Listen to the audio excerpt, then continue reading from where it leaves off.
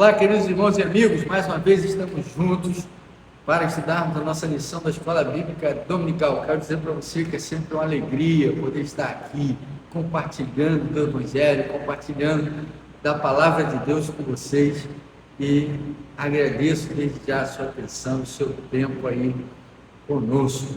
Imagino que a essa altura, nesta lição, você já tenha baixado a revista ali na Convenção Batista Fluminense, na página da Convenção Batista Fluminense, e esteja estudando os textos, compreendendo assim melhor aquilo que a gente estuda aqui todos os domingos. Se você não fez isso ainda, você pode fazer, ainda dá tempo, nós estamos na metade dos nossos estudos, então é importante que você tenha esse compromisso de baixar a revista, de estudar a revista, de ler os textos semanais ali, para que a gente possa ganhar um tempo aqui e poder desenvolver melhor o trabalho. A lição de hoje é a importância da pregação da palavra. A igreja existe por causa da pregação da palavra. Essa pregação, ela segue a descida do Espírito Santo, destacando a conexão entre o Espírito, a conexão do Espírito entre a fase pneumatológica e missiológica, ou seja, a gente viu isso aqui na última lição, o Espírito tanto age na vida da gente, quanto na execução, na orientação e na tomada de decisões da igreja. A mensagem é uma manifestação do Espírito Santo, do Espírito, tanto do pregador quanto do ouvinte. A mensagem é uma manifestação do Espírito, tanto do pregador quanto do Espírito. Então, o Espírito age na vida do pregador para que ele comunique a palavra e age na vida do ouvinte para que ele entenda a palavra que está sendo pregada pelo pregador. Ok? Impactando o it, ou seja, impactando a tarefa missiológica de proclamar o Evangelho da salvação a todos aqueles que precisam ouvir, e também o ensino, aqueles que se achegam, o discipulado, a orientação, a alimentação espiritual para que aquele crente possa desenvolver espiritualmente, caminhar e ser um proclamador da palavra, a mensagem do reino de Deus e a transformação de vidas. Então o Espírito, ele age tanto no pregador quanto no ouvinte, e tudo isso é consequência, a vontade de pregar, de ensinar a mensagem de Jesus para a salvação e a transformação das vidas que ocorrem decorrentes da proclamação da mensagem. Vamos lá. Primeiro tópico: o Espírito Santo na pregação. O Espírito Santo é Deus, e só Deus tem o poder de sondar os corações, por causa da sua onisciência. Pedro não tinha esse poder de sondar os intentos do coração humano, como homem algum no nosso tempo também pode fazer, por mais sábio ou eloquente que seja. Nós, definitivamente, não temos o poder de ler a mente ou conhecer o coração do próximo. A gente não sabe o que se passa na cabeça e no coração das pessoas. Só o Espírito Santo tem esse poder não é nosso. Esse poder não foi compartilhado com a gente na criação. Ok? É um poder exclusivo, natural de Deus. Então o Espírito Santo, enquanto Deus, ele tem poder de saber o que se passa na mente e no coração humano. Nós não. Nem naquele tempo, nem nos tempos atuais. Em Atos 2, 14 a 41, vemos a primeira atuação do Espírito Santo convertendo vidas e movendo corações em grande número na história da igreja. E Lucas faz questão de destacar esse número expressivo. Ou seja, a mensagem pregada pelo apóstolo Pedro nos versículos de 14 a 41, ela foi impactante, penetrante no coração dos homens. Por quê? Porque ela supriu a necessidade que estava dentro de cada um desses homens. Necessidade essa que era conhecida do Espírito Santo. Pedro não tinha noção do impacto da palavra que ele estava ali propalando, que ele estava propagando. Ele não tinha impacto, ele não tinha noção do impacto. E o que fez esse impacto, o que causou esse impacto positivo de tantas pessoas, a ponto de Lucas ter o cuidado de numerar mais de 3.000 almas, é a ação direta de quê? Do Espírito Santo, tanto na vida de Pedro, que pregou, quanto de todos os ouvintes que estavam ali reunidos, que ouviram a mensagem da salvação. A pregação do Novo Testamento, ela é impensável sem a orientação do Espírito Santo. Quem prega deve ser guiado pelo Espírito Santo. Mesmo sendo eloquente e dominando técnicas de comunicação, sem a atuação do Espírito Santo, as palavras podem ser instrutivas, mas não provocarão a verdadeira mudança na vida dos ouvintes. Não há pregador, por mais eloquente, por mais espirituoso, por mais sábio que seja, que possa causar um impacto como que Pedro causou, sem que ele esteja sendo usado pelo Espírito para pregar a palavra do Senhor. É impossível o homem, sem a ação do Espírito, impactar vidas de forma tão poderosa como Pedro fez ali, nesse discurso que a gente lê ali, no capítulo 2 de Atos, do verso 14 ao verso 41. Não existe como. O pregador, para que a mensagem seja entendida, para que ela seja pregada com força, com impacto de transformação, é preciso que aquele que prega esteja sendo usado pelo Espírito Santo de Deus. Ele pode ter didática, ele pode ter oratória, ele pode ter conhecimento profundo, mas aquela mensagem só vai impactar na vida das pessoas se o Espírito Santo estiver agindo ali, tanto na vida do pregador, como na vida daqueles que estão ouvindo. Existem pregadores eloquentes, chamados falsos profetas, pelo texto bíblico, que podem enganar muitas pessoas que anseiam por coisas que não são do reino de Deus, mas que são prometidas por estes, mas não perseverarão e não cumprirão a missão que Jesus deixou para a sua vida. A centralidade da pregação em Jesus. A pregação, ela é tanto dependência da atuação do Espírito Santo na vida de quem prega, quanto a necessidade da centralidade da pregação da vida e da obra de Jesus. Fazer discípulo a Jesus é a nossa missão. Batismo é o passo para aqueles que entenderam o que é ser discípulo. É preciso ensinar sobre as ordenanças de Jesus. É preciso discipular aqueles que se achegam à igreja. Tá?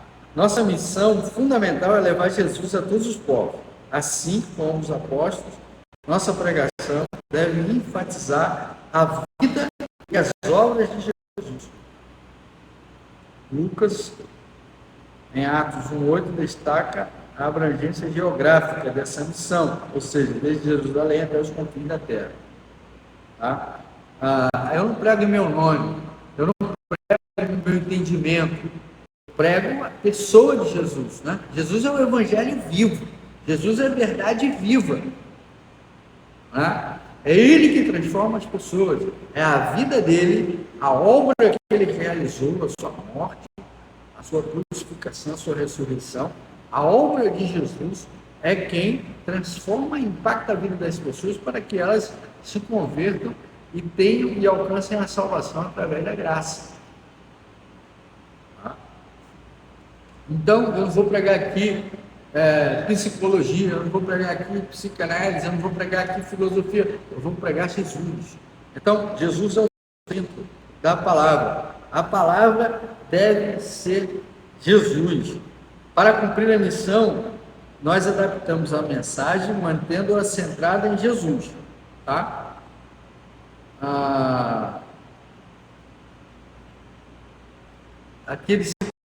O exemplo do apóstolo Paulo no Areópago, onde Paulo usa o exemplo do Deus desconhecido para apresentar Jesus.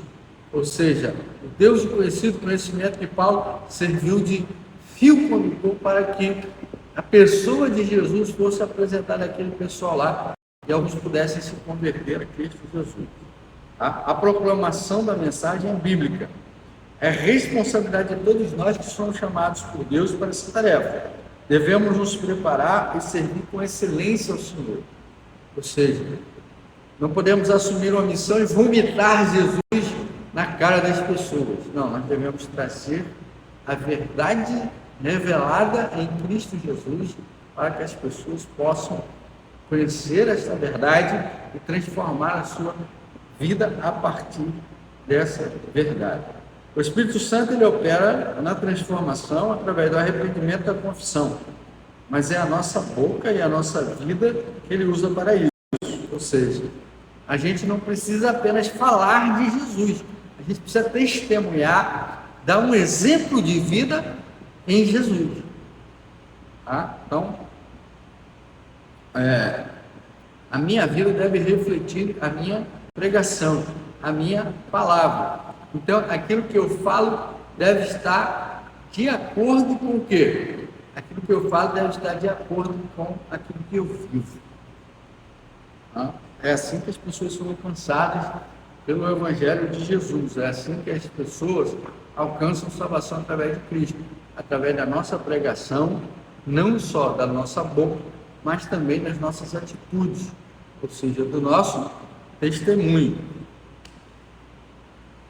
E aí vem o terceiro tópico, que fala de quê? Importância do testemunho. Em Atos dos Apóstolos, Lucas registra tanto a vida ministerial quanto a pessoal dos apóstolos, mostrando que essas esferas se entrelaçam sem distinção clara.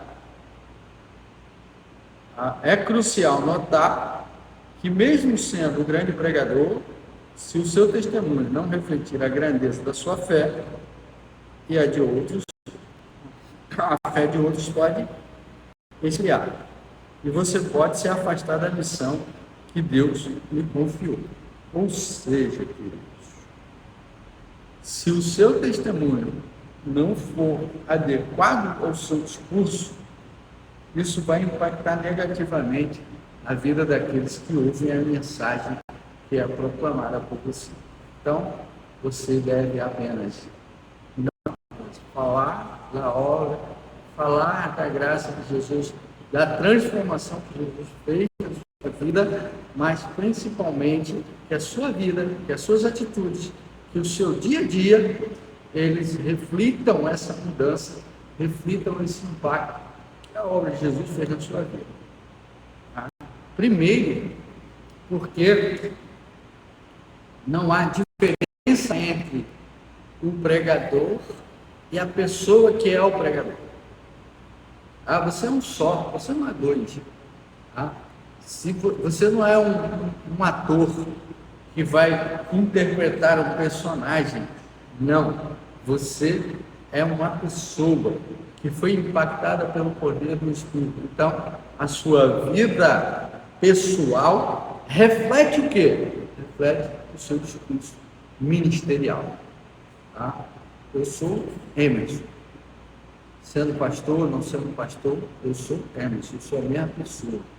Então, eu não venho aqui fazer um discurso e apresentar um discurso que não reflete o quê? Que eu vivo no dia a dia, na minha casa, no meu trabalho, na rua, das pessoas que me conhecem. Okay? Então, as atitudes que eu prego são as atitudes que eu vivo, a forma, né? Com o que eu vivo,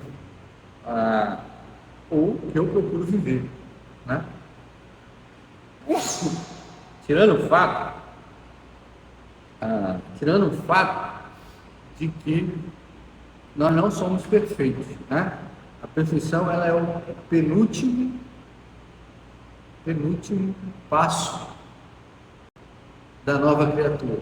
A perfeição é o penúltimo, né? Penúltimo estágio. O último estágio é a glorificação. Então, o penúltimo é a perfeição, tá? Alcançaremos a perfeição nesse tempo, né? Esse tempo é o tempo da santificação. Nós estamos em santificação, tá? E quando chegarmos e não tivermos mais no corpo do pecado, alcançaremos sim a perfeição de Cristo Jesus e seremos glorificados, teremos o corpo como de Cristo. O testemunho pessoal é essencial para todos os servos de Jesus, mas aqueles que pregam a palavra devem dedicar-se à preservação do amor de Cristo, por amor a Cristo.